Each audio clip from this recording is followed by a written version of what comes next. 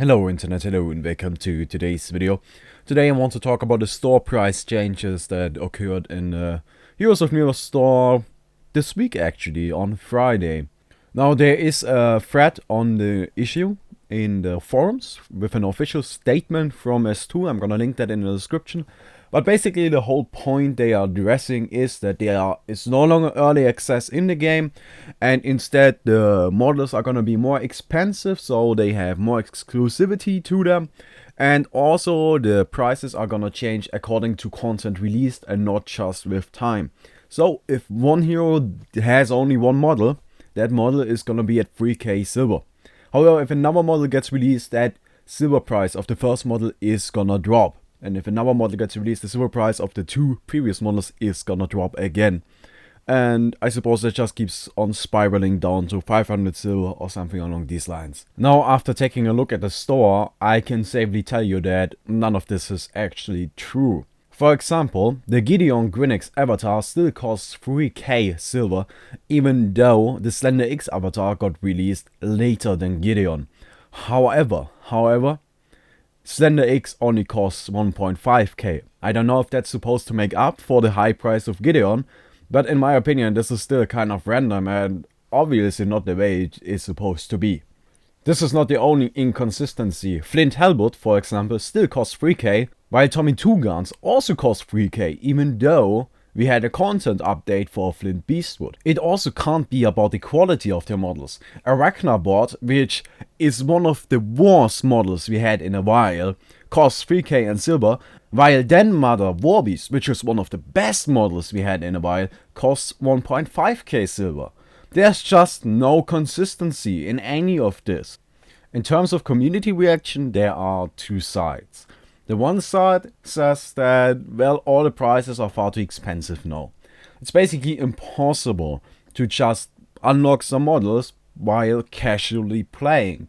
You're gonna be buying a model with silver coins only once every blue moon. Which, honestly, that's a really bad way to handle free-to-play. A really bad way. However, there's also the other side of the coin, with people saying that now the models at least got some value to them. Previously, if a model got released, a lot of players would just wait for the model to be at 500 silver coins, and from that point on pretty much everybody could have that model. A great example for that would be Juvenile Glaciers. It is easily the best Glaciers model in the game, and in my opinion also one of the best models overall in the game. This model would have been to 500 coins very soon.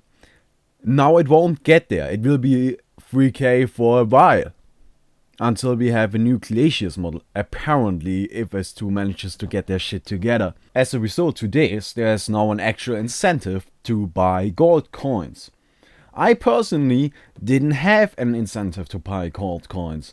If I saw a model, oh right, yes, it's gonna be 500 in, what, 90 days? Well, I can wait, that's fine. There basically was never a model that was that good that I just had to buy it and couldn't wait for it. However, early access made up for the deficit in the store. Now that early access is missing, now that we are getting all of the heroes for free, as soon as they are ready to be played, S2 needs to make up for that missing money.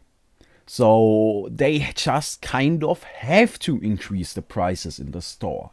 They really have to, otherwise how are they gonna make money? How?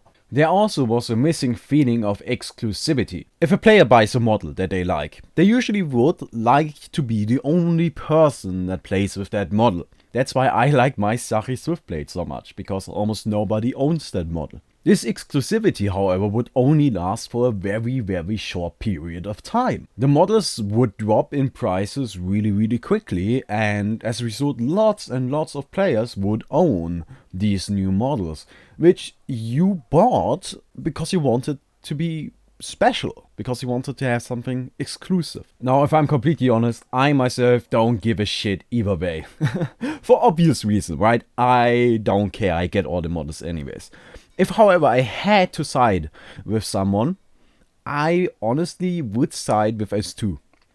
And the reason for that is that I think, since they are now missing the income from the early access, they just have to make some money. They really have to make some money. I've been worried about this for a long time because, well, how are they gonna make money? Is early access really enough of a source? And the first thing I thought when I saw that they are gonna remove early access was, how the hell are you gonna make money? How the hell are you gonna sustain yourself? I played Game Dev Tycoon. I know how a studio's run. I know how expensive that shit is. Nah, I'm just kidding. But you get the point, right? They need to make money, and I just didn't feel like they had any possibility of making a significant amount of money.